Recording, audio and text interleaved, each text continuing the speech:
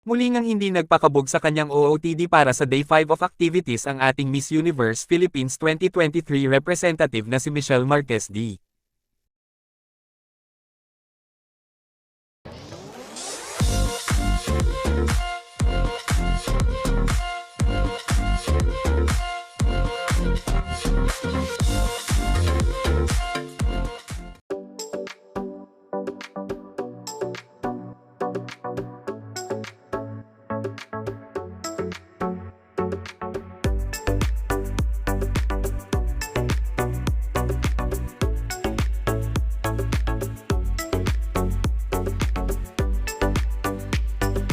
Kayo, anong masasabi niyo tungkol sa OOTD ni Michelle D para sa Day 5 ng Miss Universe competition?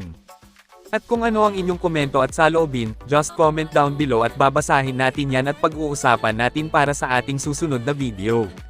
Thank you for watching and see you on my next one.